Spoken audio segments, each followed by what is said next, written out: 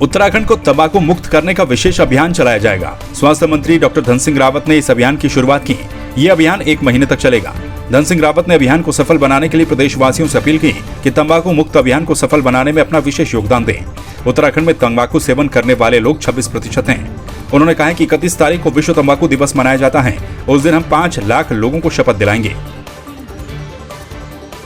देखिए, आज से हम पूरे राज्य में आओ गांव चले और उत्तराखंड को तंबाकू मुक्त 1 महीने का एक अभियान चलाने जा रहे हैं। और इस अभियान के तहत 10 मई से लेकर और 20 मई के बीच हमारे जो 95 ब्लॉक हैं, हमारे जो जिला हेडक्वार्टर हैं और जो हमारे नगर निगम क्षेत्र हैं, यहाँ पे 115 स्थानों पे एक दिन के सम्मेलन और संगोष्ठियाँ की जाएगी, जिसमें कि हम वहाँ के स्वास्थ्य विभाग को, शिक्षा विभाग को और पंचायती राज विभाग को, NGO को, सबको बुलाएंगे और वहाँ के सांसद, वहाँ के विधायक लोग उसमें रहने वाले हैं और एक बड़ा अभियान लेने कि हमको उत्तराखंड को तंबाकू मुक्त। गूंज संस्था के अध्यक्ष सोनिया आनंद एक बार फिर नगर निगम पहुंची और राजेश्वर नगर फेज 1 में चलाए जा रहे अतिक्रमण के खिलाफ जमकर हंगामा काटा। दरअसल राजेश्वर नगर में गूंज संस्था की तरफ से बनाए गए पार्क का मामला तूल पकड़ता जा रहा है। शनिवार को इस मामले को फिर से उठाते हुए सोनिया आनंद नगर निगम पहुंची, जिसके बाद यहां जमकर हंगामा हो गया। इस दौरान नगर निगम परिसर में पुलिस फोर्स भी तैनात रही। गौरतलब है कि ये पार्क उद्घाटन होने के बाद से ही विवादों में है। नगर निगम का दावा है कि पार्क उनकी जमीन पर बनाया गया है, लेकिन गूंज संस्था के अध्यक्ष सोनिया आनंद का कहना है कि पार्क सौंदर्यीकरण के लिए MDD की तरफ से उन्हें NOC दी गई थी, लेकिन मेयर सुनील उनियाल गामा ने NOC को रद्द कर दिया। देखिए, पहली बात तो मैं आपके शब्दों में थोड़ा सा ठीक करवा दूं, मैं बिल्कुल भी विरोध करने नहीं आई हूं। मैं सिर्फ उनको ये बताने के लिए आई हूं कि मेरा दोष क्या है, मुझे इस बात की सज़ा, किस बात की सज़ा मिल रही है। पत्थर तोड़ा गया, मेरे को बेइज्जत किया गया। गौतम बुद्ध के ऊपर उन्होंने जो इतना बड़ा जो एक वो स्टैंड लिया कि गौतम बुद्ध के नाम का पत्थर हथौड़ियों से तोड़ा गया। गौतम अनुयायी हैं हम लोग, उन्होंने गौतम बुद्ध का सम्मान किया। उन्होंने पर्यावरण को खत्म करने की कोशिश की है। उन्होंने पर्यावरण के प्रति जो लोग काम कर रहे हैं उन संस्थाओं को खत्म करने की कोशिश की है। बताइए, मुझे इस चीज़ का जवाब दीजिए, कहाँ जाएंगे हम लोग? इस बीजेपी की सरकार में क्या यही होने वाला है? सबसे पहले गामा जी को मैं पूरे 2 साल तक अनुरोध करती रही, उनसे हाथ जोड़ के अनुरोध किया। कई कार्यक्रमों में मिले, मैंने उनको बोला कि वहाँ पर जो है भाई साहब पार्क बना दीजिए आप। उन्होंने कहा अच्छा देखते हैं। सिर्फ देखने में उन्होंने 2 साल बिता दिए। उसके बाद जब मैंने फेसबुक के माध्यम से ये सब कनेक्टिविटी रही कि मैंने खूब जो है सोशल मीडिया के माध्यम से उनको लिखा, तो मेरे फॉलोवर्स को देख करके वो घबराए और उन्होंने बाद में हमें NOC हमें नहीं दी, MDDA को दी। MDDA को देने के बाद उन्होंने NOC जो है, पहले MDDA को NOC दी, उसके बाद मैं MDDA गई, उन्होंने कहा MDDA से बात कर लीजिए। हमने तो NOC दे दी, यहाँ से रिलीज़ कर दिया, अब जो मर्जी करिए। ये गामा जी के शब्द हैं कि जो मर्जी करिए, हम NOC दे चुके हैं। उसके बाद MDDA में मैं चक्कर काटती हूँ। MDDA ने मुझे बोला कि मैडम अभी MDDA के पास पैसा नहीं है। अरे भाई, दोनों विभाग तो गवर्नमेंट के हैं, हम का आम पब्लिक कहाँ जाएगी? मुझे जवाब दीजिए इस बात का जवाब मुझे चाहिए कि ये जो है NOC, उन्होंने उसके बाद मुझे NOC दी कि आप इसका सौंदर्यीकरण करिए।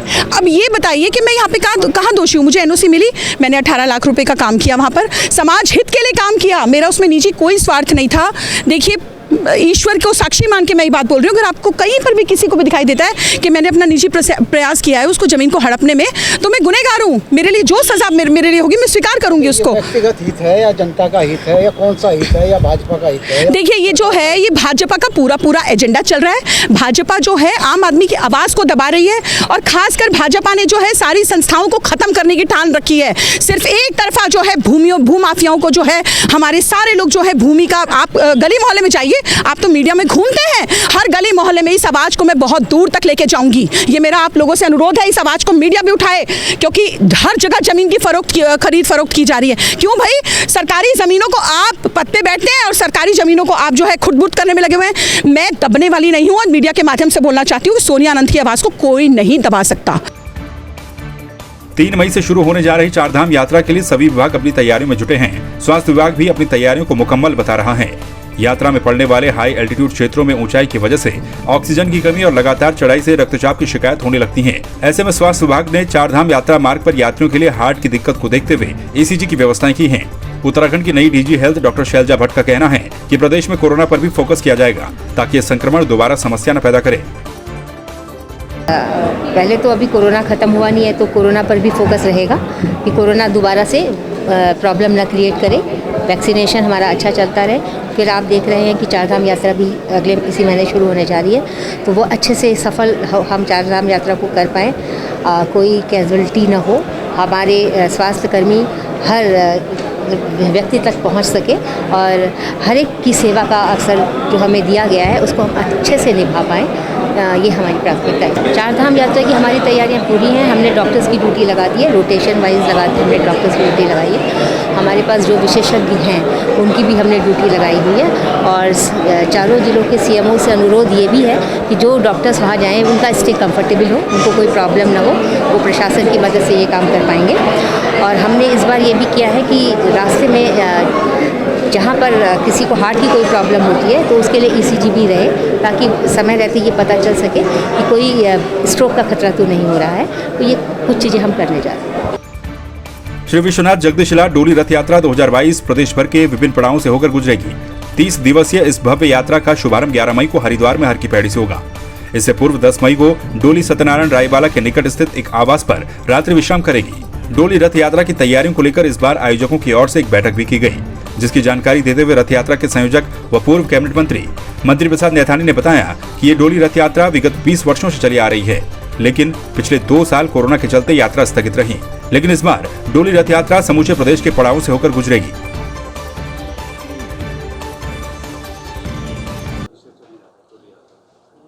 ये विश्वनाथ जगदीशिला डोली यात्रा विगत 20 वर्षों से चली है। 2 वर्ष कोरोना काल में स्थगित रही और इस वर्ष फिर पूरे उत्तराखंड में निकलने जा रही है।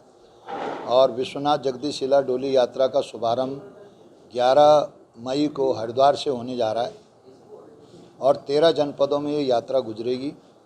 इस बार नए देवालयों में ये जाएगी, पूरे 10,500 किलोमीटर की दूरी तय करेगी और 9 जून को जो गंगा दशहरा है वहाँ पर बिसोन पर्वत में जाके इस यात्रा का समापन होगा।